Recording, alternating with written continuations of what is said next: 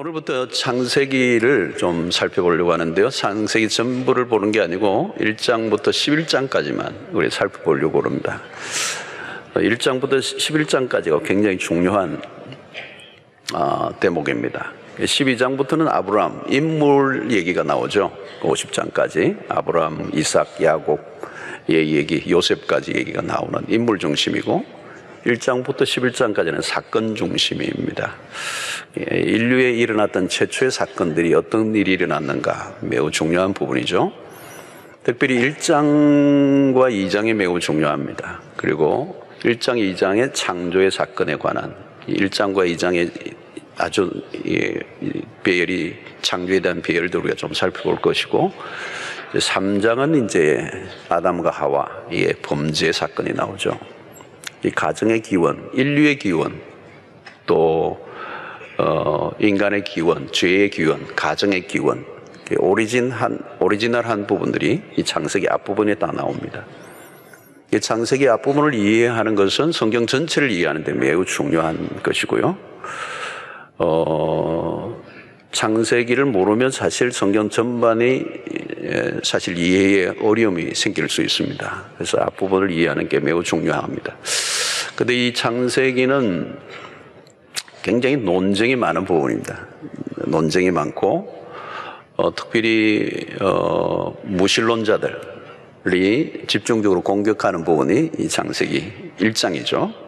무신론자 또 진화론자들의 오늘날 팽팽한 논쟁이 벌어지는 부분이 창세기입니다. 이것은 교회 바깥의 공격뿐만 아니고 교회 내부에서도 마찬가지죠. 자유주의 신학, 교회 내부의 신학자들 가운데서도 자유주의자들이 많죠. 그래서 성경의 창세기 부분을 상당히 많이 훼손시켰습니다.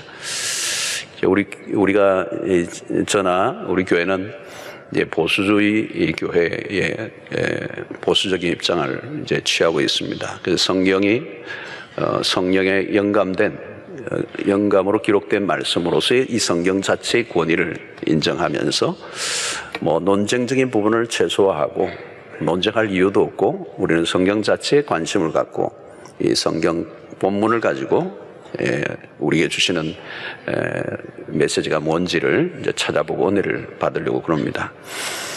자, 언제나 우리는 이 기원의 문제가 매우 중요하죠. 어디에서 누가 출발했느냐, 기원의 문제입니다. 상담을 해봐도 어떤 가족들을 이제 이렇게 만나서 대화를 해보면 문제를 지금 일어난 문제가 아니에요.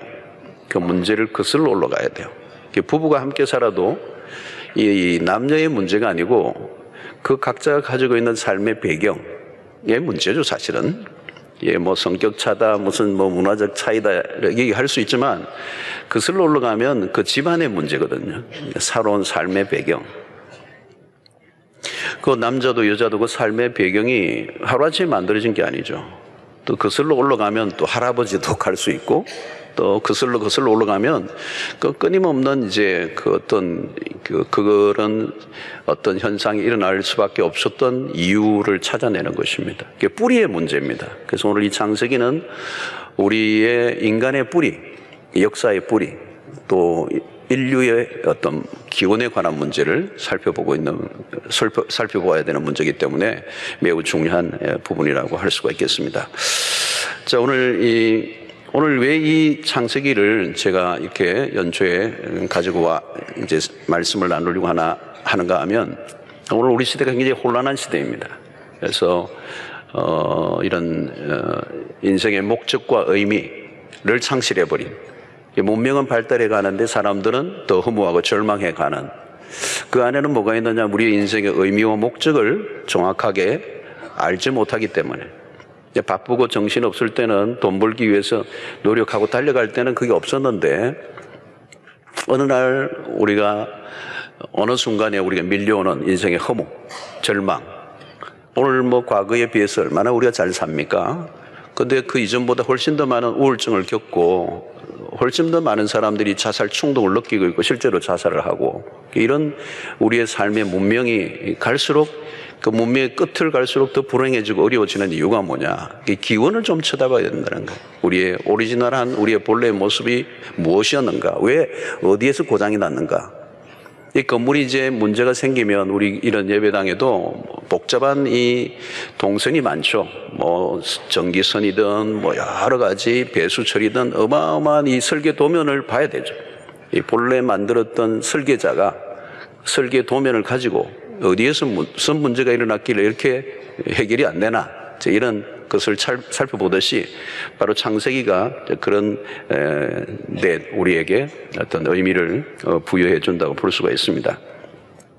창세기는 우리가 잘 아는 것처럼 모세 오경입니다. 이 토라라고 하는 창세기, 출애굽기, 레위기, 민수기, 신명기라고 하는 이 5권의 이 책의 첫 부분입니다. 그래서 우리가 모세가 일반적으로 기록됐다라고 하는 것으로 우리가 알려져 있고요. 자, 오늘 1장 1절을 보면 이 태초에 하나님이 천지를 창조하셨다. 이제 첫 대목, 이 첫 절이 매우 중요합니다. 어때요? 여러분 1장 1절을 딱 대하면 여러분들의 마음이 어떤 마음이 듭니까? 이 1절을 딱 대하면서 우리 성경을 늘 일독하면 제일 첫 절이잖아요. 태초에 하나님이 천지를 창조하시니라. 어떤 마음이 드시는지 한 5초 정도 여러분들 한번 가만히 한번 보십시오.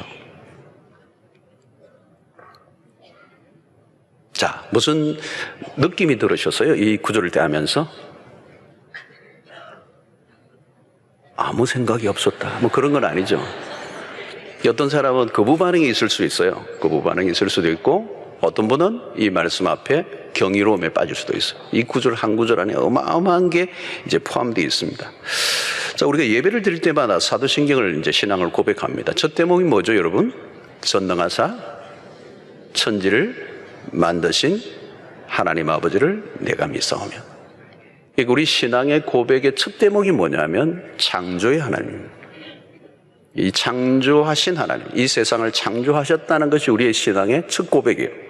이게 우리의 매우 중요한 신앙의 기초입니다. 이 신앙 고백에 제일 먼저 나오는 거예요. 만약에 이 창조의 하나님, 하나님이 천지를 창조하셨다라고 하는 이 신앙을 통과 안 하면 성경이 안 열려요. 이 성경에 어마어마한 비경이 있는데, 그리고 이 성경 안에 있는 구원의 어마어마한 스토리가로 나아가려고 하는데 첫 관문이 뭐냐면 1장 1절이에요. 1장 1절이 이제 열려져야 된다는 거예요. 사실은 이 천지를 창조하신 사건보다요 더 어마어마한 사건이 있어요. 그게 뭐냐면 동정녀 마리아 사건이에요. 하나님이 인간이 되시고 여인의 배를 빌어서 생물학적 방식이 아닌 창조의 방식이에요. 여인의 빌어서 하나님이, 우주보다 더 크신 하나님이 인간의 여인의 배에 들어와서 우리의 구원을 이뤄내시는 이 사건은 1장 1절 사건보다도 더 큰 사건이 사실은. 그러니까 그런 사건으로 들어가려고 하면 제일 먼저 우리가 뭘 이해해야 되느냐면 1장 1절을 이해해야 되는 거예요. 창세기의 태초에 하나님이 천지를 창조하셨다는 이 사건입니다. 자, 이러면 성경의 출발은 그러므로 어떤 단어로부터 출발하느냐면, 우리는 이제 태초에 하나님이 이렇게 얘기하지만 이제 이 성경의 원문으로 들어가보면 제일 먼저 무슨 단어가 나오냐면 엘로힘이라는 단어가 나옵니다. 하나님이라는, 하나님. 이 하나님이라는 이름, 이 엘로힘은 이제 복수입니다. 성부, 성자, 성령을 의미하는 것입니다. 하나님이 이 모든 것의 출발이라는 것입니다. 우리가 알려주는 이 첫 번째 성경의 첫 단어는 하나님입니다. 하나님은 당신의 존재를 알리시는 거죠. 그래서 모든 존재의 근원이 되신다. 이런 창세기, 출애굽기를 보면 모세에게 하나님이 나타나시죠. 40여 년 동안 묻혀있던 모세에게 하나님이 어느 날 나타나셔서 타는 불꽃 가시떨기 가운데서 나타나시는 거죠. 모세야, 이제 너의 백성들의 고통의 소리를 듣지 않느냐? 이제 가라. 바로에 가서 너의 백성을 이끌어내라. 그때 모세가 궁금한 게 뭐냐면 하나님 당신의 이름을 알고 싶다는 거예요. 사람들이 내가 누가 보내느냐고 물으면 내가 뭐라고 얘기해야 됩니까? 당신의 누구이십니까? 누구라고 얘기해야죠. 그때 하나님의 대답이 뭡니까? 나는 스스로 있는 자다 그랬어요. 이 영어로는 I am that I am입니다. I am that I am. 나는 나다. 혹시 여러분들에게 누가 당신 누구십니까 묻는데 난 나다. 그러면 이렇게 할 가능성이 있습니다. 우리는 그런 말을 쓰면 안 되죠. 하나님이 그렇게 얘기하시는 거예요. 나는 나다.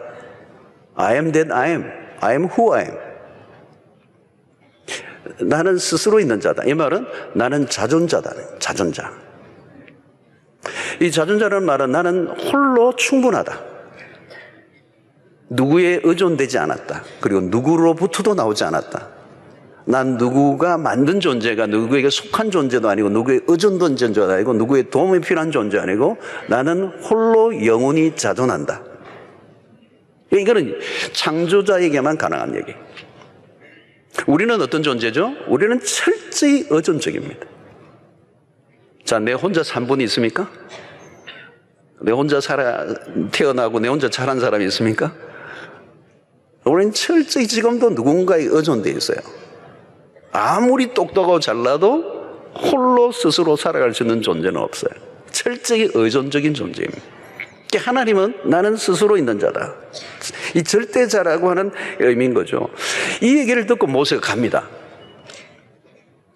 여러분, 이 시골의 목자인데, 그 양이나 치던 목자인데, 그 당시에 세계 최고의 제국이라고 하는 애굽의 바로왕 앞에 그 백성들을 그 노예로 삼는 이브리 민족을 끌어 인도내기 위해서 이제 가는 거죠. 무엇 때문에? 나는 나다. 나는 스스로 있는 자다. 이 하나님의 음성을 듣고 가는 겁니다.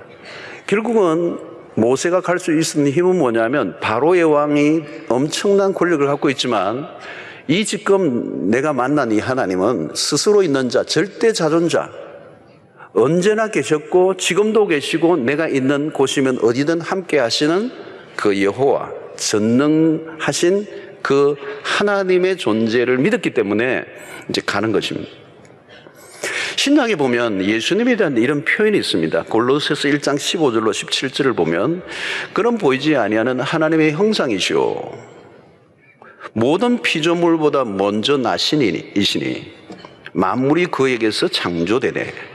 하늘과 땅에서 보이는 것들과 보이지 않는 것들과 혹은 왕권들이나 주권자들이나 통치자들이나 권세들이나 만물이 다 그로 말미암고 그를 위하여 창조되었고 또한 그가 만물보다 먼저 계시고 만물이 그 안에 함께 선다니라. 아멘이죠. 그러니까 하나님은 비조되지 않았다는 겁니다. 그분은 비조된 존재와 다른 존재다. 그래서 인간은 창조자와 엄격히 구분된다는 것입니다.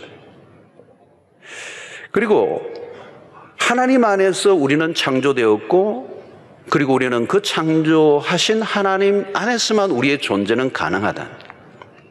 그리고 하나님이 창조하신 이 세상은 하나님에 의해서 돌아간다는 것입니다. 그래서 우리가 앞으로 창세기를 앞부분을 살펴보지만 모든 것은 하나님이 만드셨고 만드신 법칙 아래, 만드신 원리 아래 모든 게 움직이고 있다. 창조의 원리를 이해하는 것. 우리가 물건을 사고 또 그 물건 안에 고급스러운 물건은 아주 까다로운 매뉴얼들이 있죠. 사용 설명서가 있는 겁니다. 그러니까 온 우주에 대한 사용 설명서, 그리고 사람에 대한 사용 설명서, 이 매뉴얼을 우리 성경을 이제 통하여 들여다보게 되는 것입니다. 그런데 이 매뉴얼을 잘못 작동해서 죄를 지음으로 이게 깨어져 버린 것이죠. 우리의 것들이 모든 우주가 깨어진 겁니다. 이제 그 속에 살아가는데 우리는 본래 하나님이 의도하신 그대로 다시 돌아가기 위해서 어떻게 해야 되는가 하는 것을 창세기를 살펴보면서 우리가 보아야 될 부분인 것입니다. 자, 이 성경의 첫 시작이 하나님이라는 이 대목이 매우 중요합니다. 그러니까 이 말은 성경의 핵심 주제가 뭐냐? 그것은 하나님이라는 것입니다. 우리가 성경을 읽을 때 가져야 될 매우 중요한 관점은 하나님이 누구이신가? 성경을 하나님이 기록하신 목적이 뭐냐? 하나님 당신이 누구인가를 알려주시기 위해서 기록한 것이다. 첫 번째부터 이 출발이 하나님이라는 데 매우 중요합니다. 우리가 성경을 읽고 우리가 관심을 가지고 우리의 시선을 초점에 맞추고 우리의 묵상의 대상이 누구인가? 바로 그것은 하나님이라는 거예요. 하나님의 의도하시는 게 뭔가? 하나님이 말씀하시려고 하시는 것이 무엇인가? 철저히 하나님이 당신이 의도하시고 나타내시려고 하시는 뜻이 뭐며 당신이 누구이신가에 대해서 관심을 가지고 성경을 읽어야 된다는 거예요. 그런데 여러분, 우리는 무슨 경향이 있냐면 우리의 경험과 우리의 지식이 앞서고 우리에게 원하는 것들을 찾아내려고 할 때가 많아요. 나에게 필요한 말씀이 뭐냐? 오늘 나에게 위로가 되는 말씀이 뭘까? 어떻게 하면 오늘 이 말씀을 통하여 내가 하루를 살아갈까? 이것도 굉장히 중요하지만 성경이 본래 기록한 목적은 그게 아니라는 거예요. 하나님이 누구이신지, 그분이 우리에게 무엇을 말씀하시려고 하시는지에 대해서 관심을 가지고 성경을 읽어야 한다는 거예요. 그런데 우리에게는 주로 하나님보다 우리 자신에게 몰두하는 경향이 많습니다. 그래서 나 중심적으로 성경을 대하면 핵심을 놓치고 미궁에 빠지기가 매우 쉽습니다. 우리는 창세기를 통하여 하나님이 누구이신지를 분명히 이제 아는, 이게 지금 이제 우리가 이 창세기를 살펴보려고 하는 의도인 것입니다. 하나님이 누구이신가를 정확하게 알아갈 때 우리의 모습이 보여. 이 세상이 어떻게 돌아가는가도 저절로 이제 보이게 되는 것입니다. 자, 하나님이 창조하셨다는 것은 하나님이 누구이신가에 따라서 그 창조물의 모든 성격과 목적이 달라지는 것입니다. 자, 여러분, 우리가 오늘 이 진화론자들이 얘기하는 우연이라고 해요. 이 진화론의 매우 중요한 가설이 우연입니다. 우연. 이 세상에 우연이 갑자기 아무것도 없는 가운데 생겨났다고 주장한다면 그런 하나님을 부정하는 것으로만 끝나는 것도 아니고 과학도 부정하는 것입니다. 가장 기본적인 법칙도 무시한 거죠. 왜냐하면 무엇이 존재한다는 것은 존재의 근원이 있다는 것을 말하는 겁니다. 불행하게도 진화론자들은 모든 것이 우연으로 출발하여 우연으로 끝납니다. 과연 인간은 우연의 산물일까라고 하는 것입니다. 자, 우리가 우연히 인간으로 태어났다면 우연히 어느 날 자라다가 우연히 어느 날 가다가 우연히 남자를 만나고 여자를 만나서 눈이 맞아서 우연히 결혼을 하게 되고 우연히 또 애 낳고 우연히 돈을 벌다가 또 우연히 실패도 하다가 우연히 어느 날 병에 걸려 어느 병에 걸려서 우연히 어느 날 죽게 되었다면 그것은 코미디 같은 거예요. 존귀한 인간의 운명이라고 말하기가 어렵다는 것입니다. 오늘 이 태초에 하나님이 천지를 창조하셨다라고 하는 이 분명한 출발. 자, 여기에는 돌고 도는 시간의 개념이 아니라 태초는 시간의 시작이 분명히 있었다. 그 시작은 하나님이 하셨다는 거예요. 자, 오늘 보면 이 앞에 꽃꽂이를 했는데 여기에 보면 오늘 놀랍게도 이 설교 짜맞춘 건 아닌데 이게 희한하게 알파 오메가 딱 만들어졌어요. 이 알파와 오메가예요. 시작이 있고 끝이 있다. 이 꽃꽂이 하신 분들에게 감사를 드립니다. 이 시청각적 자료를 확실하게 갖다 주셨어요. 여러분, 시작이 있다면 끝이 있다는 겁니다. 태초에 무엇이 있었는가? 하나님이라는 존재라. 그런데 하나님은 태초에 계신 게 아니고 태초에 이전에도 계셨다. 왜요? 하나님은 영원하신 하나님이에요. 영원이라는 것은 시간의 개념이 아닙니다. 시간은 하나님이 창조하셨습니다. 이 창조하심으로 태초가 있었던 거죠. 그래서 그 하나님은 존재의 근원이 되실 수 있다는 것입니다. 모든 존재의 출발. 그래서 누구로부터 출발하느냐가 매우 중요합니다. 거기에서 우리는 우리의 인생관과 세계관이 결정됩니다. 인간의 존재의 의미와 목적은 어디로부터 발견하는가? 인간의 나로부터 출발하는가? 아니면 하나님으로부터 출발하는가? 하나님의 존재를 부정하는 인간은 결국은 자신이 신이 되고 싶어하는 것입니다. 그게 사실은 3장에 나타난 사건이에요. 하나님을 부정하고 싶어하는 인간에게는 이 창세기는 불편한 책입니다.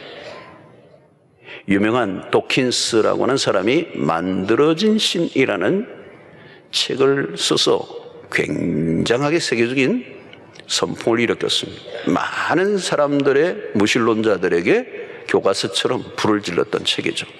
만들어진 신이라는 거예요. 사람이 만들었다는 거예요. 그러나 여러분, 하나님을 부정하면 어떻게 됩니까? 하나님을 부정하는 순간 인간의 존재도 부정하게 됩니다. 존재의 근원을 부정하면 모든 것을 부정하게 되는 것과 같습니다. 인간은 어디로부터 왔는가? 내가 있어야 하나님도 있는 것 아닌가? 데카르트가 그랬죠. 나는 존재한다. 어떻게 해요? 생각함으로 존재한다. 자기의 생각이 있었다고 얘기하는 것이죠.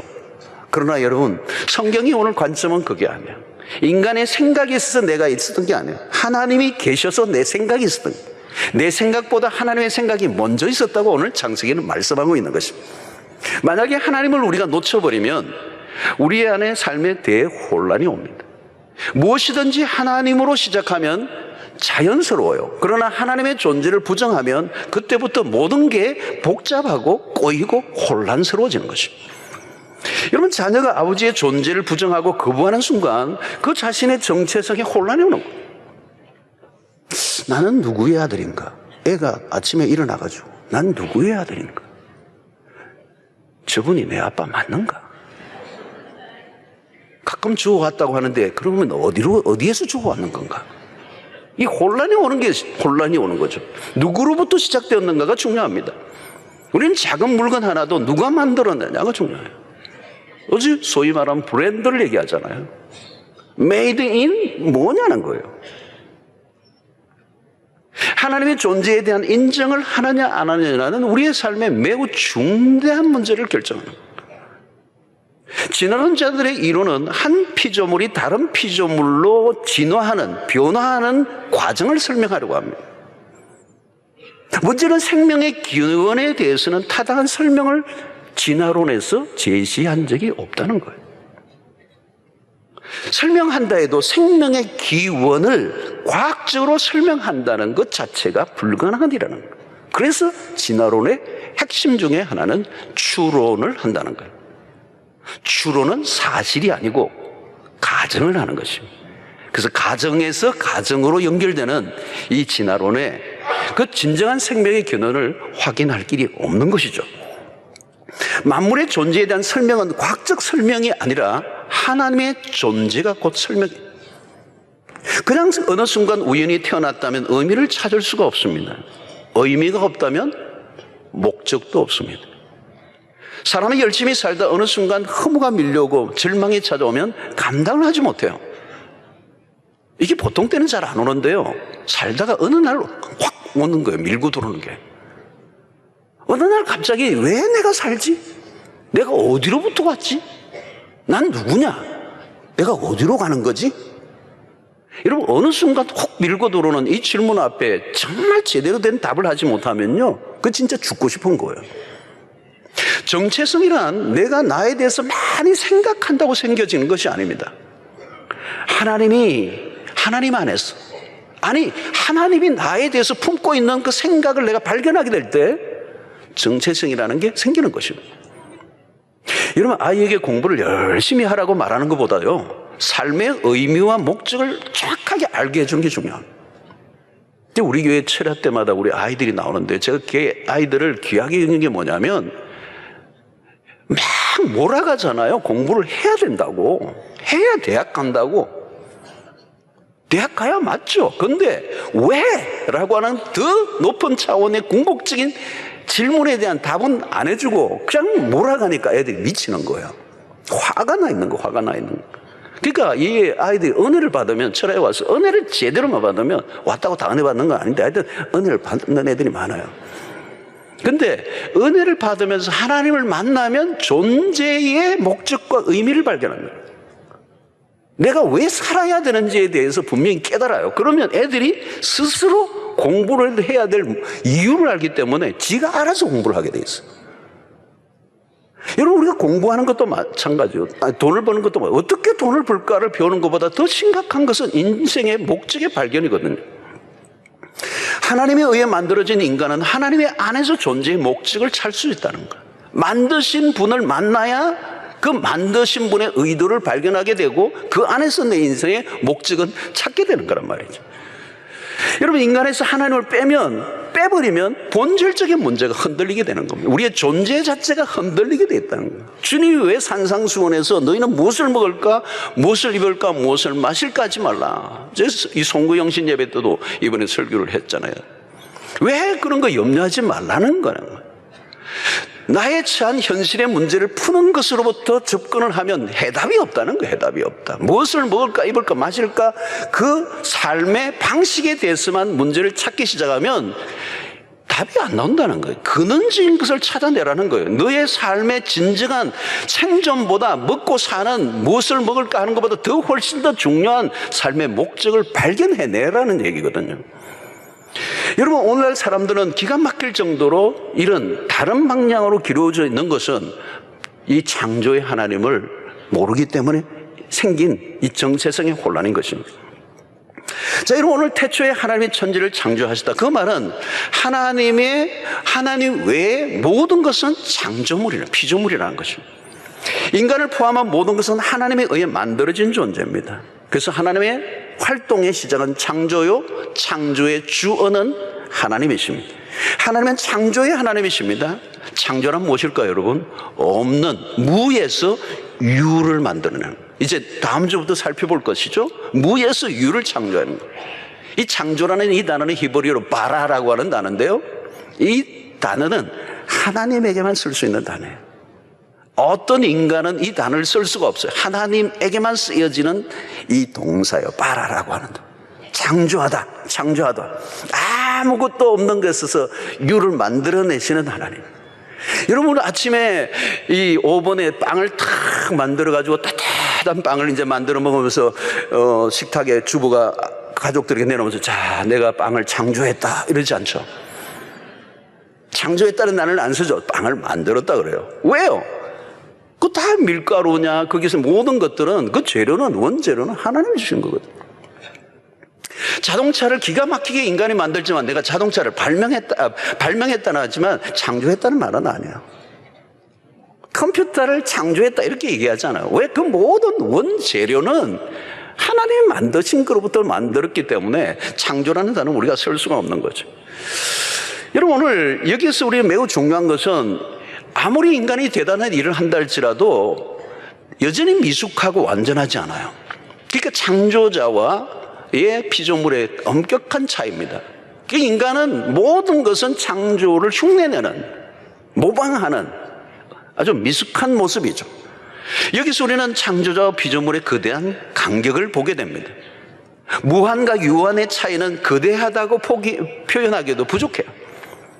창세기는 창조의 모든 것을 알려주는 책은 아닙니다. 그러나 이 기록의 목적을 통하여 하나님이 얼마나 위대하신, 그리고 인간과 차별을 두는 존재인가를 알려주는 겁니다. 인간은 피조물입니다. 인간은 신이 될 수가 없어요. 인간의 자리를 분명히 이해하는 것이 필요하다는 거예요. 그래서 우리는 창세기를 읽으면서 하나님과 나, 창조와 피조물의 차이가 뭔가를 정확하게 이해하는 거예요. 그래서 여러분, 에덴 동산에 이 선악을 알게 하는 나무를 따먹지 말게 하라라고 하는 이 나무를 세우던 이유는 창조자와 피조물의 차이를 확인하게 해주는, 그게 뭐 대단한 것이라고 이 때문에 그렇게 먹지 말라고 한 것이 아니라 창조자와 피조물의 차이가 무엇인가를 경계선을 알려주기 위한 하나의 나무였어요. 자, 그런데 인간이 바로 그 피조물의 위치를 잊어버린 거죠. 하나님이 되려고 한 겁니다. 위치 이탈을 한 것입니다. 창조주와 피조물이 얼마나 다른가. 여러분, 오늘 우리가 하나님에 대한 우리의 태도가 그런 것입니다. 창조주에 대한 우리의 태도. 우리는 피조물이에요, 여러분. 그분에 의해서 지음을 받았어. 아이를 기르다가 보면 아이들이 이렇게 좀 크잖아요. 요만한 핏덩어리를 같은 애가 애지중지해서 키웠더니 어느 날 이제 사춘기 좀 되면 말이죠. 이제 지가 막 이제 힘도 세고 커지니까 엄마가 한 대 때리려니까 팔목을 딱 잡는 거예요. 엄마 왜 이랬어요? 딱 목소리도 굵직하게 해가지고 안 나 그러는데 뭐 이길 길이 있나요? 뭐. 막 대들고 그러잖아요. 그때 며칠 또 엄마가 들어눕는 거예요. 엄마만 그러나요? 아빠한테 대들기도 해요. 여러분, 애들이 자꾸 산책기 되면 아빠하고 발질 맞자고 그래요. 지는 순간 이제 깨갱하는 거예요. 이제 한 시대가 간 거예요. 근데 아들은요, 끝까지 이길 때까지 하자고 그래요. 여러분, 아버지와 아들과의 관계도 그런데 창조자와 피조물의 관계는요, 하늘과 땅 차이. 그러니까 여러분, 우리가 우리의 존재의 밑바닥에 깔려 있어야 되는 게 뭐냐면, 나의 존재를 가능하게 했던 존재에 대한 마땅한 예우가 뭐냐는 거예요. 네가 감히 피조물과 창조주의 이 차이를 모르는 거예요. 자, 여러분, 로마서 1장 21절을 보면 하나님을 알되 하나님을 영화롭게도 아니하며 감사하지도 아니하고 오히려 그 생각이 허망하여지며 미련한 마음이 어두워졌나니. 온 우주 만물을 보면 하나님을 충분히 알 수 있는 모든 것들이 다 드러나 있음에도 불구하고 그 하나님을 영화롭게도 하지 않고 감사하지도 않아. 오히려 그 생각이 허망하여지어 마음이 미련해졌다. 여러분, 오늘날도 창조는 지금 창세기에서만 일어나고 있는 게 아니에요, 여러분. 오늘도 지금 창조의 역사는 계속되고 있어요. 한 남녀가 결혼을 하고 결혼을 해서 아이를 가지고 그 생명이 잉태되고 그 생명이 탄생되고 그 생명이 자라가고 그 꼬물꼬물하던 애가 눈을 뜨고 움직이기 시작하고 지각이 발달되고 말을 알아듣고 글을 깨치고 공부를 하고 새로운 학문을 도전하고 엄청난 업적을 남기는 이 모든 행위는 인간의 잘남이 아니라 그렇게 가능하게 만들었던 하나님의 창조의 능력이 작동하고 있기 때문에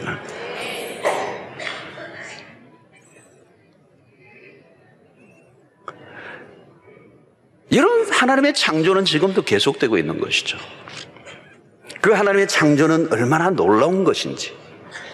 자, 오늘 피조물에 이제 다음 주부터 우리 살펴보지만 하나님의 창조, 이 창세기 1장, 2장에 드러난 하나님의 창조의 그 세계 안에 일어난 일들이 어떤 것인지, 그 하나님의 능력과 지혜가 얼마나 놀라운 것인지 설명할 길이 없어요.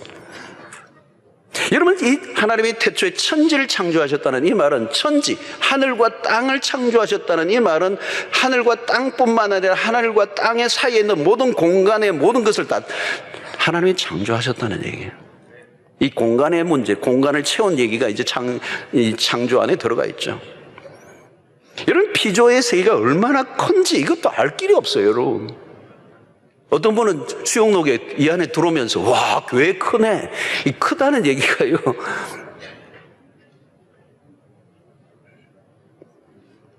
우리가 그러잖아요, 여러분. 우물 안에 개구리다 이런 얘기 하잖아요. 개구리는 그 우물 안에 세계가 전부다. 우물로 보이는 하늘이 전부잖아요. 여러분, 우리 지구가 크죠, 사실은. 지금도 비행기, 인천공항에서 비행기 타고 뉴욕을 가려고 하면 시속 900km로 달리는 그 비행기가 밤새 달리고 한 15시간 가야 뉴욕 존 F 케네디 공항에 도착을 해요. 끝도 없어, 사실 비행기를 타보면. 근데 지구의 한 부분이에요. 지구가 크죠? 근데 여러분, 우리가 우주가 얼마나 큰가? 지구라고 하는 것은 조그마한 행성의 하나에 불과하거든요. 우주의 크기는 얼마나 큰가?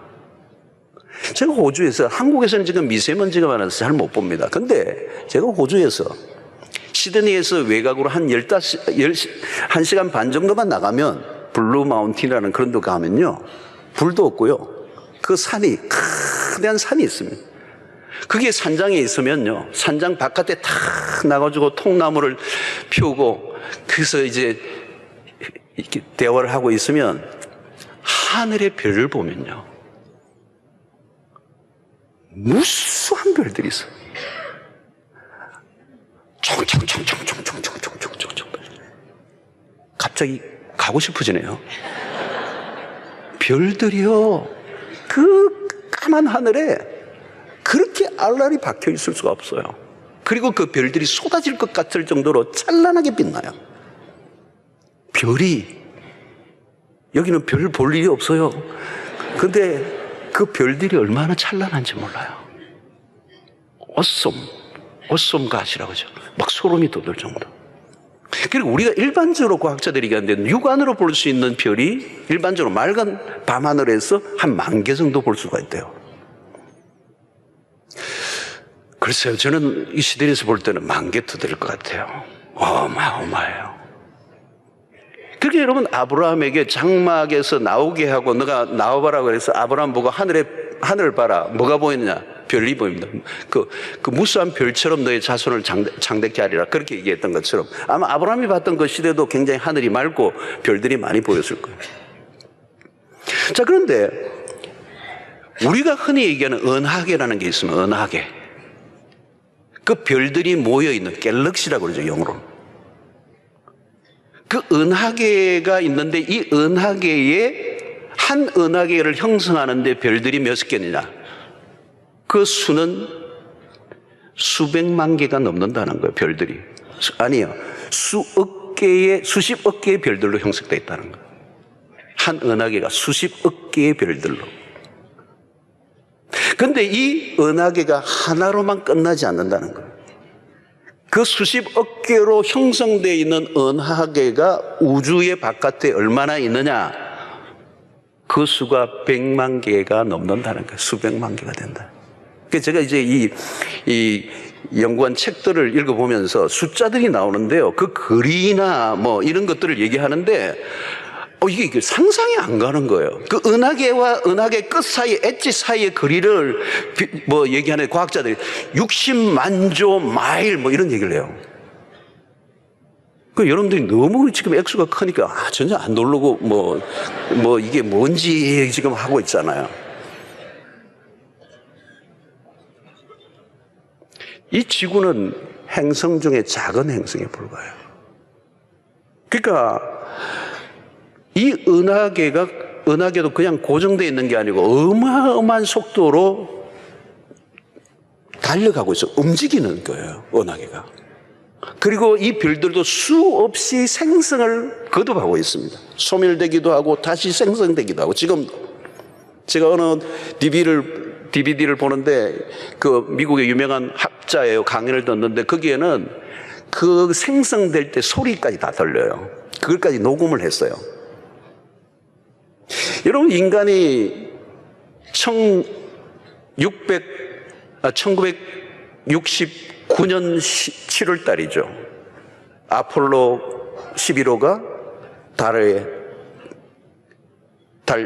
탐험을 했잖아요. 닐 암스트롱이 지구를 보면서 그렇게 아름다웠다고 그래요. 여러분, 올해가 50주년이 되는 거예요. 달 착륙을 했다. 그 경이로움에 빠져서 놀랐다는 거예요. 여러분, 인간은 다만 지금 과학자들이 천체 만원경을 개발한 만큼만 알 수가 있어요. 이 우주가 얼마나 큰지, 하나님의 창조의 세계가 얼마나 놀라운 것인지, 하나님이 얼마나 크신 분이신지. 우리는 하나님이 만드신 우주와 세상을 보면서 하나님의 영광의 일부만 보는 거죠. 일부만. 그래서 시편의 시인은 이런 표현을 쓰죠. 19편 1편에 하늘이 하나님의 영광을 선포하고 궁창이 그의 손으로 하신 일을 나타내는도다. 여러분, 집에 가셔서 시편 19편을 한번 점점 읽어보십시오. 시인의 고백이죠. 자, 우리는 이런 창조의 역사를 보면서 우리가 가져야 될 매우 중요한 자세는 첫 번째는 뭔가 하면 믿음이에요. 믿음. 성경의 출발은 귀납적이 아니고요, 연역법입니다. 그냥 하나님이 그냥 답을 하시는 거예요. 선포를 하시는 거예요. 하나님이 태초의 천지를 창조하셨다는 거예요. 하나님 당신은 당신을 증명하려고 하지 않아요. 증명하실 이유도 없고 증명될 수도 없는 분이기 때문에. 하나님은 학문의 대상이 아닙니다. 하나님은 분석 불가능합니다. 논쟁의 대상이 되지 않아요. 하나님은 하나님이십니다. 하나님은 우리의 인간의 이성으로 이해할 수 있는 존재가 아닙니다. 많은 사람들이 얘기했죠. 우리의 인간의 이성으로 이해될 수 있는, 우리의 이성의 안으로 들어올 수 있는 하나님이라면 그분은 하나님이 아니시죠. 하나님은 인간보다 크신 분이고요, 우주보다 크신 분이에요. 인간의 이성의 한계를 훨씬 뛰어넘으신 분이세요. 태초에는 하나님 외에는 아무도 없었죠. 그 창조의 세계에 정인을 세울 길도 없습니다. 우리에게 요구되는 건 하나밖에 없어요. 그 하나님에 대한 믿음이에요. 창세기를 대하는 우리의 기본적인 태도는 그렇습니다. 모든 것을 우리가 다 알 길이 없어요. 알고 믿는 것은 불가능합니다. 중요한 것은 알고 믿는 것이 아니고 믿고 알아가는 것입니다.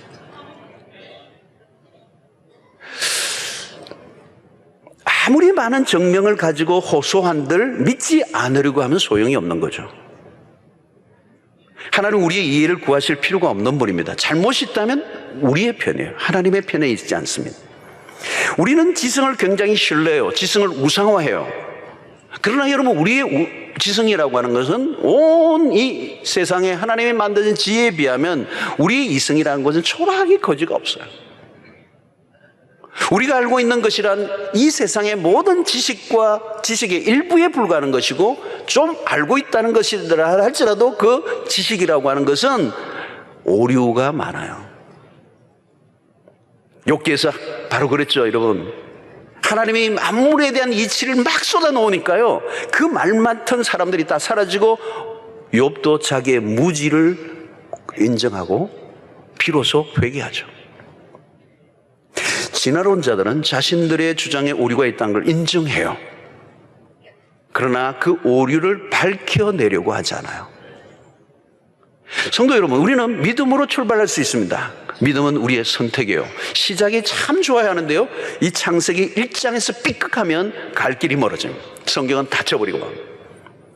성경의 비경 안으로 들어가기 위해서 필요한 것은 우리의 믿음이고, 믿음을 가지면 하나님께서 성령을 통하여 우리의 눈을 열어주심으로 이 성경의 놀라운 구원의 스토리 안으로 우리를 초대하여 주실 줄로 믿습니다. 창세기 오늘은 2장 1절로 3절인데 사실은 1장을 마무리하는 대목입니다. 1장의 연속이죠. 그리고 창조의 마지막 피날레가 사실은 안식으로 끝이 납니다. 6일 동안 하나님이 창조 사역을 하시고 7일째 안식을 하셨다. 오늘 이 본문에 보면 하나님이 일을 그치시고 쉬시니라, 그런 표현들이 나옵니다. 하나님이 쉬셨다는 표현이 뭘까? 왜 하나님이 쉬셨다고 하셨을까? 하나님도 일을 하시면 피곤하신 걸까? 하나님에게도 휴식이 필요한 건가? 하나님은 일을 하면 일을 많이 하시면 코피가 나시는 분인가? 그런 것은 아니죠. 하나님은 영원토록 힘이 나시는 분이에요. 하나님은 지치지 않는 분이십니다. 그런데 쉬신다라고 하는 표현을 하신 의도가 뭘까요? 오늘 우리에게 휴식을, 안식을 가르쳐 주시려고 하시는 겁니다. 나도 쉬니까 너희들도 쉬라. 쉽게 얘기하면 그런 얘기입니다. 자, 우리 하나님의 우리에게 안식을 가르쳐 주시는데, 안식을 이야기할 때마다 우리가 먼저 선행되는 것은 있죠. 하나님이 일하시는 분이라는 겁니다. 창세기에서 계속해서 우리가 확인하는 것은 하나님은 굉장히 열심히신 분입니다. 성실하신 분이고, 여러분 가만히 생각해 보십시오. 이 창조의 사역이 얼마나 다양합니까? 그 규모가 얼마나 엄청납니까? 이 온 우주 만물, 온 땅의 그 바다의 고기들과 땅 위의 짐승들과 이 동식물들의 종류, 꽃의 이름도 우리가 다 알지 못하는데, 이 어마어마한 식물들, 과일들, 그 하늘의 이 새들, 별들, 이 창조 작업을 하신다는 게 얼마나 놀라운 일입니까? 하나님의 아이디어, 하나님의 생각, 하나님의 계획과 하나님의 일하심을 보면 놀라운 것입니다. 성경에서 우리가 처음 만나는 하나님은 일하시는 하나님이에요. 노동하시는 하나님이시죠. 예수님도 그런 말씀을 하십니다. 요한복음 5장 17절에 예수께서 그들에게 이르시되 내 아버지께서 이제까지 일하시니 나도 일한다. 그래서 우리 그리스도인들 마찬가지입니다. 이 안식을 이야기하기 전에 우리는 그리스도인으로서 하나님이나 그리스도와 같이 우리도 성실한 삶이 먼저 선행되어져야 되죠. 일이라고 하는 것은 참 중요한 것입니다. 인간은 끊임없이 일하며 살아가는 존재다. 또 일을 하면서 자아를 발견하고 성취를 경험하고 보람을 느끼고 일 속에서 즐거움을 경험하고 또 일을 통하여 하나님의 창조의 사역에 동참할 뿐만 아니고 또 일을 하면서 우리는 영적으로 성장을 경험하고 또 일한다는 자체가 뭡니까? 이웃을 사랑하는 방식이죠. 그래서 오늘 우리가 여러 가지 물건을 만들어내고 삶의 여러 가지 우리의 영역 속의 직업의 봉사함으로 사실 그것이 이웃을 사랑하는 하나의 형태라고 볼 수가 있습니다.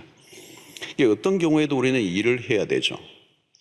자, 근데 일만 알면 안 된다는 것입니다. 일을 해야 하지만 매우 중요한 것이 일과 함께 쉼이라고 하는 것이 함께 있어야 한다는 것. 자, 오늘 이 창조의 완성은 안식입니다. 근데 이 마지막 날에 대한 일곱째 날에 대한 그 하나님의 뜻이 나타나는데요. 3절을 보면 하나님이 그 일곱째 날을 복되게 하사 거룩하게 하셨으니 이는 하나님이 그 창조하시며 만드시는 모든 일을 마치시고 그날에 안식하셨음이니라. 자, 여기에 매우 중요한 일곱째 날을 복되게 하셨다. 복되게 하고 거룩하게 하셨다. 구별하셨다는 겁니다. 특별한 날로 지정하셨다. 특별히 구별이라는 말의 뜻이 뭡니까? 여기 거룩이라는 말의 뜻이 뭡니까? 구별이죠. 구별. 구별이라는 말은 특별한 날로서 다른 어떤 것이 끼어들지 못하도록 다르게 살아야 할 또 다른 날, 그것이 구별됨이라고 얘기할 수가 있습니다. 자, 그러면 이 안식이라고 하는 것은 우리의 신앙생활에서 굉장히 큰 주제입니다. 창조와 함께 큰 주제가 안식이에요. 일하는 것만큼 우리는 일이 중요하다고 여기는데 일 중요한 만큼 안식도 중요하다. 그게 오늘 성경적 관점입니다. 사실 여러분들 이 구원이라는 개념이 뭐냐면 안식이에요. 쉼이 있다는 겁니다. 평화가 있고 우리가 흔히 얘기하는 샬롬입니다. 평화가 있는 내 안에 내적인 안정감이 있고 흔들리지 아니하는 깊은 내면의 그 안식. 자, 이것이 구원입니다. 사실 죄로 인하여 깨어진 것이 뭐냐면 이 안식이 깨어진 거죠.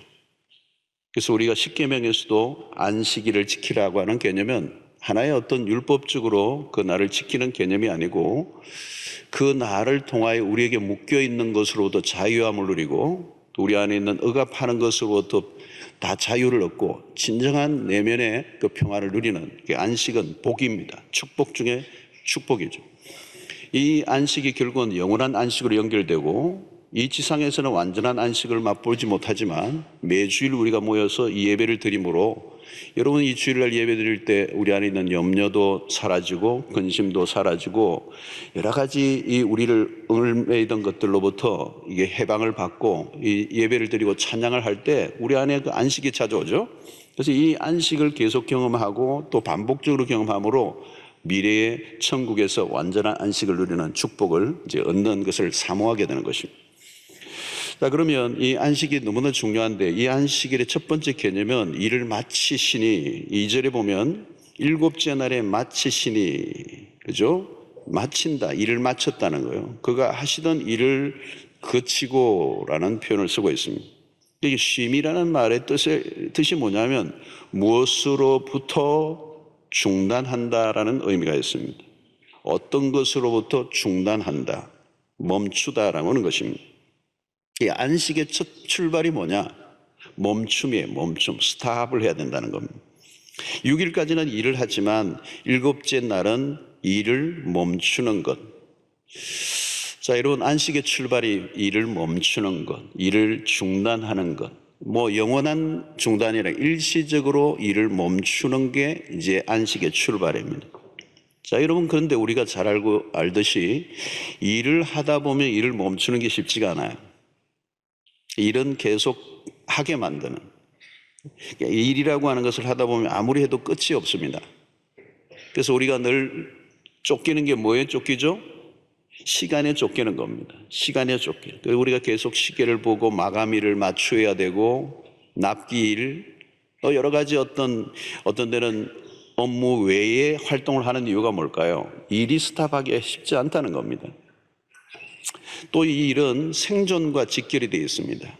그래서 일을 해야 생존하게 되고, 생존과 직결될 뿐만 아니라 성공하고도 연결이 되어 있습니다.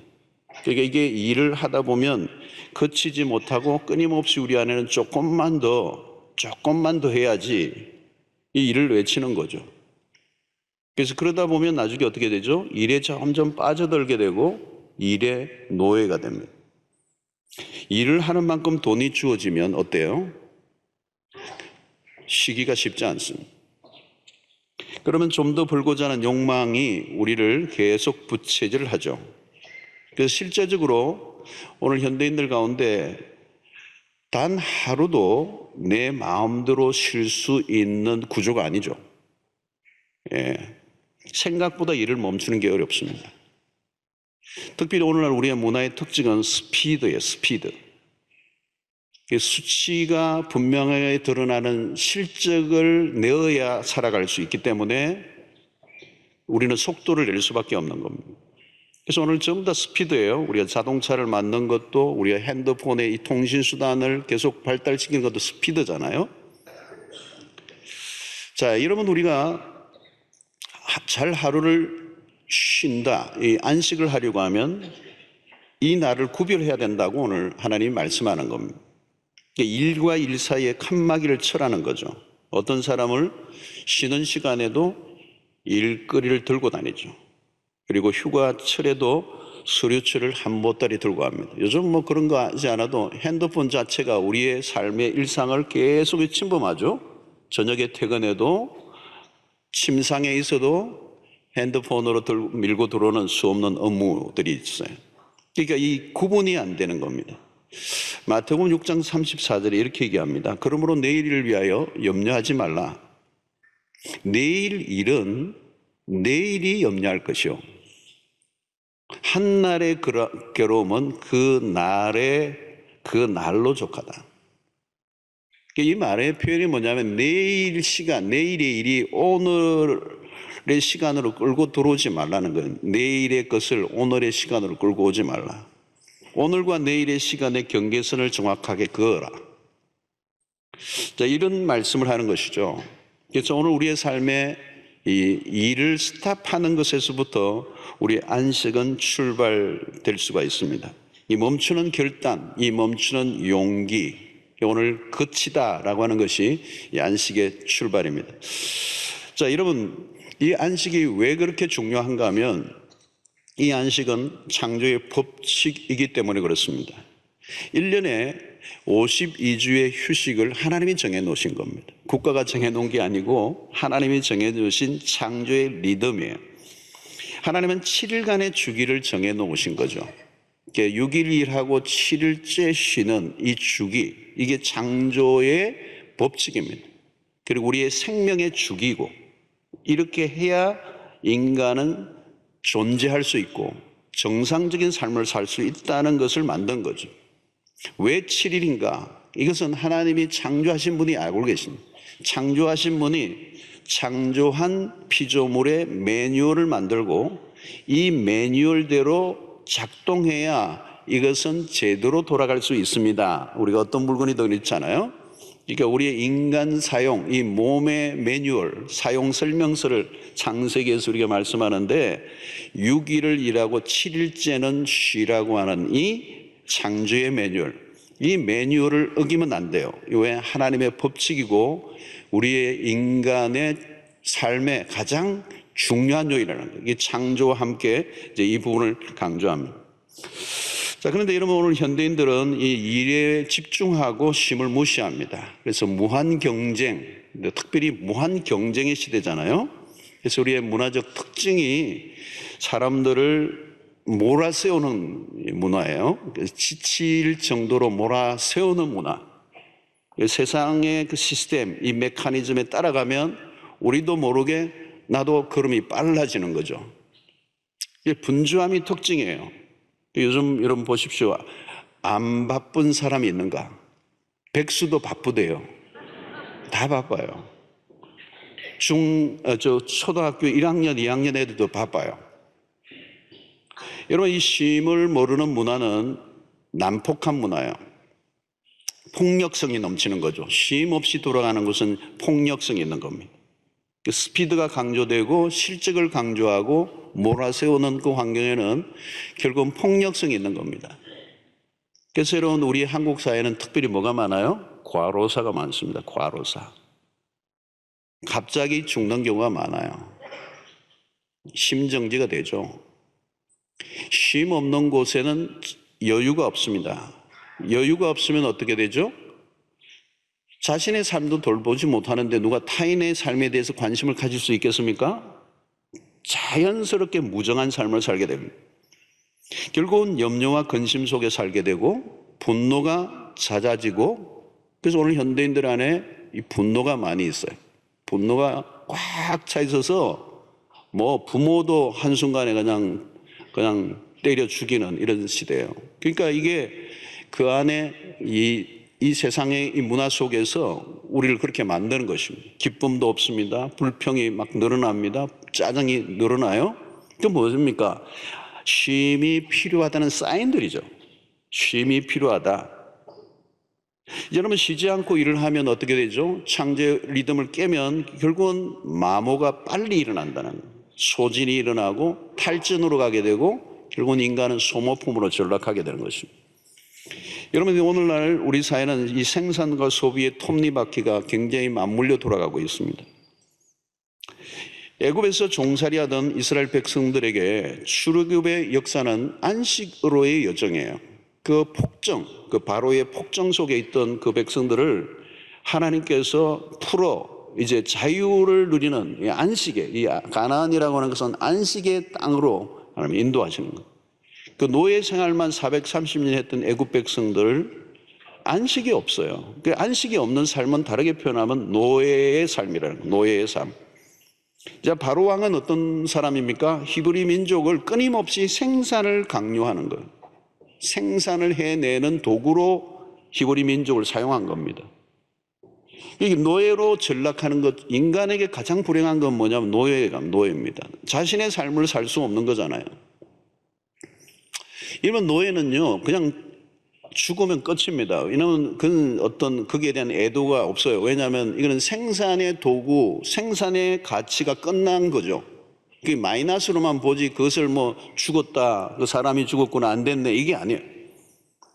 여러분, 오늘 애굽의 바로는 오늘 또 마치 오늘 세상을 움직이고 있는 그것을 상징해요. 오늘의 신이 바로 바로예요.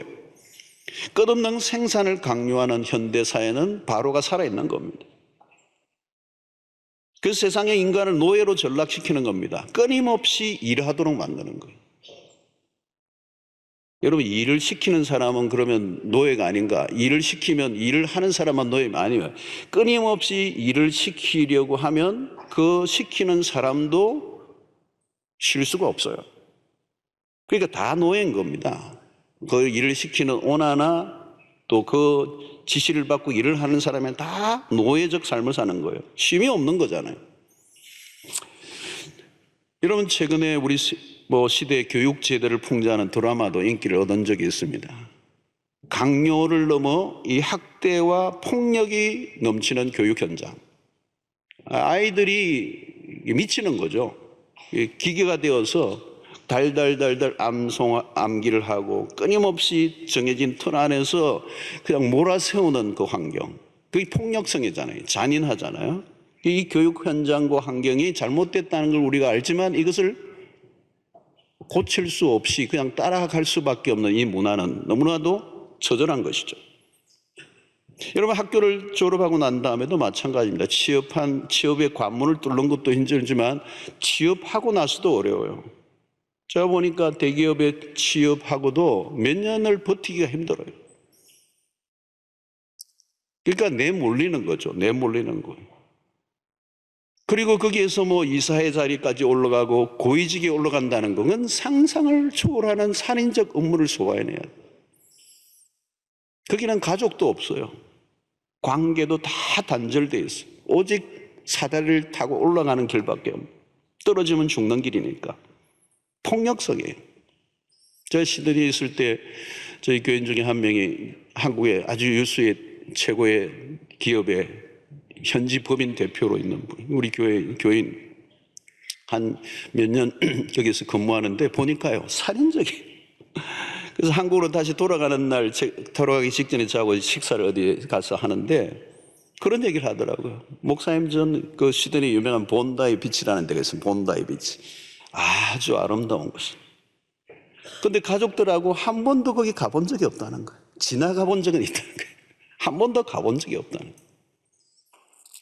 여러분, 개인의 삶을 포기하지 않으면 자리를 지켜낼 수가 없는 거죠. 겉으로는 고상해 보이고 멋져 보이지만 그 안에는 뭐예요?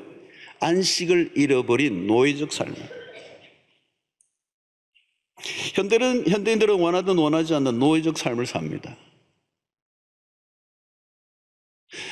여러분, 누가 노예입니까? 노예는 내가 원하는 삶을 살지 못하는 삶이에요. 내가 의도하지 않는 상태로 떠밀려가는 게 노예라는 거예요. 내가 시간을 내려고 하면 낼 수 있으면 노예가 아니에요. 근데 내가 시간을 내고 싶어도 낼 수 없는 환경. 꼼짝을 못하는 거예요. 꼼짝을 못하는 거예요. 회전 목마를 타긴 했는데 내려올 수가 없는 거예요. 계속 돌아야 돼요. 처음 한 번 돌 때는 재밌어요. 계속 돌면 어떻게 되겠어요? 자신의 삶을 통제할 수 없는 상태입니다. 시간도 내 몸도 모든 것도 내가 자유가 없어. 왜 일을 하는지도 알 수는 없어요. 나중에 보면 왜 일을 하는지 그 일 자체가 목적이 되는 사람. 일의 목적이 있어야 되잖아요. 근데 나중에 일을 하다 보면요, 일이 목적이에요. 그러니까 여러분, 안식을 놓친다라는 말은 굉장히 위험한 삶이라는 거예요. 사랑하는 성도 여러분, 여러분들 가운데 혹시 그런 처지에 빠져 있는 분들이 있다면 오늘 이 안식을 회복하는 은혜가 있게 되기를 축원합니다. 안식을 회복해야 돼요. 참 인간다운 삶은 안식이 있어야 된다. 자, 여러분, 안식의 의미는 뭐냐? 성경의 안식의 의미는 이 하나님이 6일 동안 창조하시고 마지막 7일째의 이 안식은 창조를 관조하고 창조된 세계를 바라보며 기뻐하고 즐거워하는 거예요. 하나님은 안식을 통해서 당신이 이루신 것에 대한 만족을 나타내십니다. 그러니까 성경적 안식이라고 하는 것은 그냥 쉬는 게 아닙니다. 일을 끝낸 다음 이어지는 일종의 축제의 형태예요. 하나님이 이루신 창조의 세계를 바라보며 기뻐하는 것, 이게 안식의 시간입니다. 어떤 시인의 그 시가 있잖아요. 내가 올라갈 때는 그 꽃을 보지 못했어요. 내려올 때 그 꽃을 보았네. 왜 끊임없이 뭔가를 성취하기 위해서 막 몸부림칠 때는 그 꽃이 안 보였던 거예요. 그 꽃이 늘 있었는데 안 보인 거예요. 언제 여러분 우리는 삶의 의미를 찾을 수 있습니까? 쉼이 있을 때, 안식이 있을 때. 우리가 주일을 지키는 것도 마찬가지입니다. 부활을 기뻐하는 축제예요. 여러분, 신약의 이 주일, 이 안식일이 주일로 바뀌었잖아요. 이 주일은 축제의 의미가 있어요. 그러니까 여러분은 신약의 예배는요, 어둡지 않아요. 어떤 분은 막 즐겁게 막 떠들다가 막 신나게 왔다가 교회 문만 들어오면 어두워지는 분이 계세요. 여러분, 신약의 교회는요, 축제예요. 페스티벌이에요. 가장 기뻐하는 날이 언제냐면 주일날이에요. 안식이 우리에게 있기 때문에. 여러분, 부활이라고 하는 개념이 그거잖아요. 새 창조예요. 새 창조. 창조를 하신 하나님, 새로운 생명을 얻게 하신 하나님, 그래서 하나님이 행하신 일들에게 집중하고 그분을 찬양하는 것. 오늘 또 우리가 찬양 앞부분에 주 하나님, 우리가 뭐 불렀죠?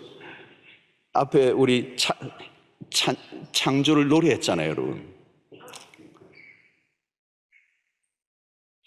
여러분, 삶의 질이 중요합니다. 쉼의 질이 중요하다는 거예요. 그냥 집에서 쉬는 것이나 휴가를 떠나는 걸 말하지 않아요. 일을 하는 동안에는 참된 의미와 거기에서 오는 기쁨을 맛볼 수가 없는 거죠. 우리는 일을 하는 동안엔 긴장도가 높습니다. 생산성을 따지는 평가의 사회 속에서 편안할 수가 없어요. 주변의 과도한 기대에 부응하려고 애를 쓰다 보면 정신이 없습니다. 일에 집중하다 보면 결과에 몰두하죠. 근데 여러분, 결과주의, 오늘 사회가 결과주의잖아요. 뭐 딴소리 할 것 없어요. 결과가 중요하다는 거잖아요. 이 잔인한 겁니다. 그러면 결국은 인간은 하나의 도구가 되고 마는 겁니다. 결과도 중요하지만 과정이 더 중요하다. 일을 하고 난 다음에 쉬는 시간에 자기가 한 일을 바라볼 여유가 있어야 돼요. 우리 아이들을 키우는, 어린 아이들을 키우는 부모들 보면요, 와, 정신이 없대요. 정신이 없대요. 제 큰아들이 최근에 애를 낳았어요. 정신이 없대요. 목회를 하는데, 사역을 하는데, 아빠 어떻게 했어요? 나보고 그러더라고. 몰라.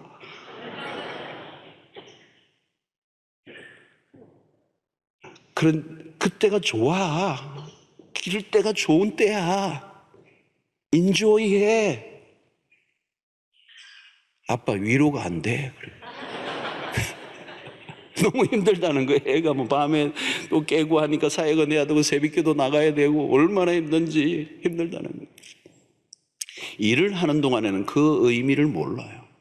내게 참된 쉼이 여유가 없으면 그것을 인조이하지 못하죠. 그러니까 피곤한 거예요. 그러면 아이를 그냥 때리기도 하고 재우기도 하고 발로 차기도 하고 믿기도 하고 짜증을 냈다가 애가 밤에 자고 나면 평화가 오고 나면 조금 쉼이 올 때 아이를 바라보면 미안하지죠. 아, 이렇게 아름다운 아이를 짜증을 낸 게 미안해지는 거잖아요. 여러분, 바쁘면 일에 빠지면 의미를 놓쳐버려요. 일에만 빠져 있으면 주변에 대해서 주의를 기울이지 못합니다. 인생의 의미를 제대로 알지 못해요. 그런데 안식은 의미를 찾게 해준다는 거예요. 일 속에 파묻혔을 때는 결코 볼 수 없었던 경이로움을 발견할 수가 있어요. 여러분, 스피드를 낼 때 보십시오. 자동차를 타고 갈 때 어떻게 길가에 있는 꽃들을 관조할 수가 있습니까? 속도를 내고 있는 동안에 어떻게 우리는 이 주변의 사물에 주의를 기울일 수가 있습니까? 하나님의 창조의 세계에 대해서 우리가 어떻게 묵상할 수가 있습니까? 그러나 여러분, 조용히 이 강가를 걷다 보면 그 새들이 기가 막히게 날아다니며 때로는 물속을 건드리며 치고 지나가는 그 물살을 일으키는 모습들을 바라보면서 우리는 희열을 느끼죠. 여러분, 기도와 묵상, 예배, 이것은 모두가 물러난 시간을 통해서만 가능해요. 쫓기는 기도? 불가능한 거예요. 그건 기도가 아니에요. 쫓기는 묵상? 그건 묵상이라고 할 수가 없어요. 무엇을 했던 건 묵상이 아니에요. 예배? 쫓기는 예배? 그건 예배라고 말할 수 없어요. 그게 무슨 감격이 있고 그게 무슨 향유가 있고 그게 무슨 축제가 있고 그게 무슨 기쁨이 있겠어요. 여러분, 우리 교회도 하루에 6번이나 예배드리고 오늘 오후에 오후 찬양 예배 7번이 있죠. 시간마다 그냥 돌아가는 거예요. 이게 어마어마한 이게 메커니즘이에요. 여유가 없는 거죠. 설교를 여유 있게 했다가는요, 그 다음 예배가 큰일 나요. 교통 안내요원들이 아우성을 쳐요. 그래서 저는 제 설교도 지금 속도감을 느끼고 있는 거죠. 여유 있게 설교했다가는 그 다음 예배가 사고가 나니까. 그리고 저는 또 하루 종일 해야 되기 때문에 에너지를 신경 쓰면서 해야 되는 거예요. 냅다 그냥 있는 대로 다 쏟아부으면요, 나중에 오후 때 되면요, 혀가 말리고요, 영혼이 공고해지고요, 누가 이렇게 여러분 예배를 만들어놨냐 그러고. 사실 오늘 또 안식에 대한 설교를 하니까 제가 찔리는 게 많아요. 2부 때 더듬거리며 설교했어요. 여러분, 안식이 없으면 일벌레가 되는 거잖아요. 여러분, 일이 중요해요. 그런데 일이 전부가 되면 안 된다. 일만 하면 그 일은 곧 저주로 바뀌어요. 안식을 누려야 비로소 일이 즐거워집니다. 안식의 시간에 주변에 주의 있게 바라볼 때 다가오는 느낌이 달라지는 것입니다. 작은 사물에도 감탄이 터지고 감사가 넘치게 되는 거예요. 자, 여러분, 현대인들이 쉼과 휴가에 관심이 많아졌습니다. 이전보다. 그래서 현대인들에게 이 레저 문화는 급상승하고 있는 산업이죠.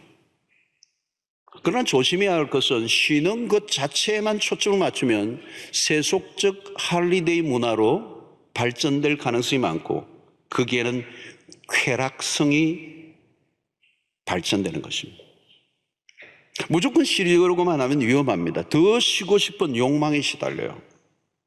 휴가를 갔다 오면요, 또 휴가 가고 싶어요. 그게 쉼에만 초점을 맞춘 레저 문화의 후유증입니다. 쉼은 일로부터의 도피가 아닙니다. 성경적 안식은 그냥 놀고 쉬는 것만을 말하지 않아요. 성경적 안식은 하나님의 즐거움에 참여하는 것입니다. 하나님의 초대에 응해보십시오. 하나님과 함께하는 기쁨보다 더 큰 것은 없습니다. 하나님과 함께하면 어떤 상황에서도 안식을 누릴 수가 있습니다. 여러분, 아무리 기가 막힌 곳에 가서 럭셔리한 호텔에서 쉬어도 하나님과 함께하지 않으면 그건 쉼이 될 수가 없습니다. 그러나 병원에 아파서 입원해 있어도 하나님과 함께하면 그 안에 안식이 있을 수가 있어요. 핵심은 누구와 함께하느냐예요. 어디 가느냐, 무엇을 하느냐가 아니라 누구와 함께하느냐. 하나님과 함께하면 지금 이 순간에도 여러분들은 쉼을 누릴 수가 있습니다. 하나님만이 우리에게 진정한 안식을 주시는 분이십니다. 자, 진정한 안식은 어떻게 가능할까요? 우선 안식을 하지 못하는 원인을 찾아봐야 합니다. 그 원인 중에 아주 중요한 원인은 과도한 욕망입니다. 살다 보면 우리에게는 짐이 자꾸 생겨요. 과중한 짐들을 지고 살아갑니다. 오늘 많은 사람들이 만성적 스트레스에 시달려요. 지나치게 붙들고 있는 것들이 많아요. 그것을 내려놓는 작업을 해야 합니다. 경계해야 할 것은 성취욕이고 교만입니다. 물질 중심의 세상에서 인간은 물질의 지배를 받고 있어요. 실제로 돈이 없으면 우리는 아무것도 할 수 없는 세상이에요. 돈이 없으면 오늘 차도 못 타고 오는 거예요. 교회도 못 오는 거예요. 돈이 없으면 성경책도 살 수가 없어요. 돈은 우리를 굉장히 편리하게 해줍니다. 편리를 추구하는 세상을 따라가면 돈의 유혹은 불가피합니다. 더 많이 쓰려고 하면 더 많이 벌어야 할 수밖에 없어요. 더 많이 벌어야 하는 구조 시스템 안에 빠져들면 결국은 노예가 됩니다. 결국은 뭐가 문제입니까? 소비 욕구예요. 우리 안에 이 욕구를 다루지 않으면 아무리 벌어도 소비를 따라갈 수는 없습니다. 오늘날 기업들이 우리를 위하여 너무도 친절하게 날마다 새로운 것들을 만들어냅니다. 물론 자기들은 돈을 벌기 위해서지만 끊임없이 사람들의 욕구를 채워주기 위해서 쉴 새 없이 만들어내요. 사람들은 더 많이 소유하지 않으면 불안해집니다. 또 소유하지 않으면 다른 사람에게 뒤처진다라고 하는 이 강박증에 시달리게 됩니다. 그래서 필요한 사회라고 얘기하잖아요. 그리고 끊임없이 활동을 해야만 그것을 이루어낼 수 있기 때문에 활동 과잉 시대다 그러죠. 그래서 이 세상을 따라가면 나도 모르게 정신없이 따라가면 결국은 조용히 병들어가는 거예요. 나도 모르게 병들어가는 겁니다. 그리고 죽어가는 거예요. 특히 여러분 이 도시의 삶은 더욱더 그렇습니다. 잔인해요. 생산과 소비의 이 시스템에서 돌고 돌아야 합니다. 더 좋은 것을 소유하려는 욕망은 우리를 노예로 만들고, 특별히 우리 한국 사회는 이 과시 문화가 얼마나 팽배합니까? 무엇을 하든지 주변을 의식하는 이 문화, 그런 것들이 얼마나 우리를 몰아가고, 전도서는 그것을 얼마나 헛된 것인가라고 가르침에도 불구하고 거기에서 우리가 벗어나지 못하고 있는 것입니다. 세상은 인간을 돌리고 돌려 마침내 지쳐 쓰러지게 합니다. 그런데 누가 우리를 지치게 하는가? 왜 쉬지 못하는가? 우리를 둘러싼 환경의 요인도 있지만 주범은 우리 자신들이에요. 욕구로 가득 찬 자아는 브레이크가 없는 자동차와 같은 것입니다. 그래서 집착하는 것, 탐욕을 제거하는 훈련이 필요합니다. 이것은 하루아침에 되는 일이 아니죠. 바울 사도가 우리에게 가르쳐준 이 자족의 원리는 너무도 귀중한 것입니다. 빌립보서 4장에서 가르쳐주는 내가 어떠한 형편에 처하든지 자족하기를 배웠노니, 바로 이거예요. 지금 나에게 주어진 이 삶이 하나님이 허락하신 최상임을 받아들이는 태도, 지금 이대로 좋습니다. Right now, 지금 이대로가 좋습니다. 고백할 수 있다면 그건 하나님의 놀라운 은혜예요. 저는 여러분들 안에 그런 고백이 나오며 그 고백이 바로 안식의 삶이에요. 내게 어떠한 형편에 처하든지 자족하기를 배웠습니다. 이 자족의 은혜가 있게 되기를 축원합니다. 충분합니다. 여러분, 그 다음에 우리 안식은 뭘까요? 왜 안식을 하지 못해요? 사람들은 쉬면 불안해합니다. 당장 먹고 살기도 힘든데 쉬라니. 어떤 분은 오늘 쉬는 얘기하니까 신경질 나는 분이 계실 줄 모르겠어요. 난 지금 일도 지금 못하고 있는데 자꾸 쉬라고 그러나. 여러분, 경제적 상황이 어려울 때 쉰다는 건 어려워요. 여러분, 여기에 쉬는 건요, 믿음이 필요해요. 내가 모든 것을 책임지려고 하면 안식은 불가능합니다. 염려는 내가 하나님 되어 있을 때 생기는 겁니다. 나 홀로 모든 것을 책임지려고 하면 쉴 수가 없어요. 여러분, 우리가 최선을 다해 살아야 합니다. 그러나 그 다음은 하나님께 위탁해야 돼요. 중요한 것은 그리스도인들은 내가 할 일은 하지만 하나님의 일하실 공간을 항상 내어드려야 합니다. 베드로전서 5장 7절에 너희 염려를 다 주께 맡기라. 이는 그가 너희를 돌보심이라. 너희 염려를 다 주께 맡겨라. 오늘 여러분 이 예배에 오신 여러분들도 염려를 다 주께 맡기고 왔어요. 여기 다 두고 가세요. 근데 어떤 분은 올 때 지고 왔던 거 다 내려놨다가 갈 때는 또 다시 가지고 가십니다. 아이고, 막 가져가야지. 그러고 가져가시. 여러분, 이스라엘 백성들이 광야에서 경험한 것은 무엇입니까?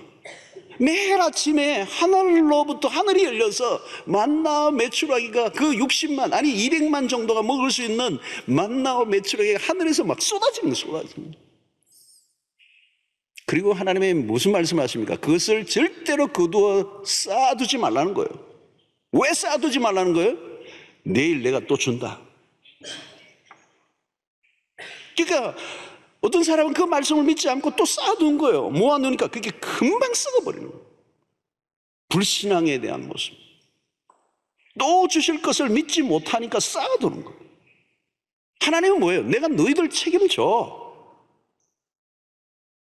하나님에 대한 절대적 훈련을 시키는 겁니다.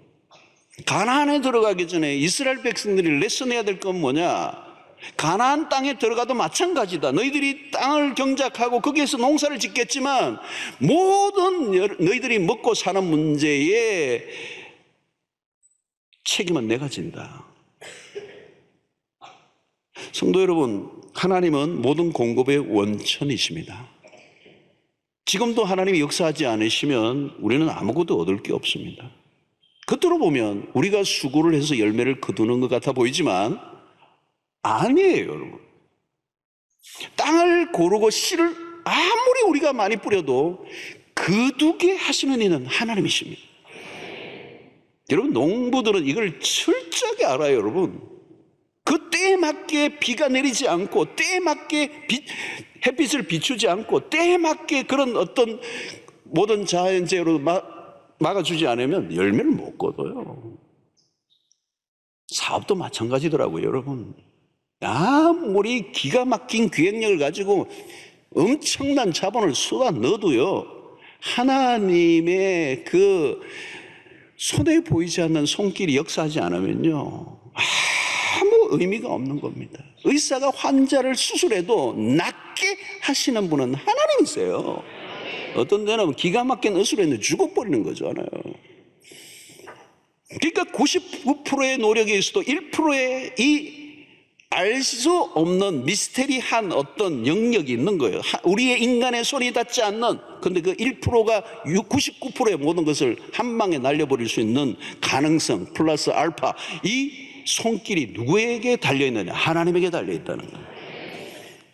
여러분, 창조주 하나님을 신뢰합니다. 오늘 창세기를 통하여 우리가 주는 메시지는 뭡니까? 너희들이 6일만 일을 해도 7일 동안 죽도록 일한 사람보다 낫도록 내가 해주겠다는 거예요. 여러분, 이 동남아의 가난한 나라들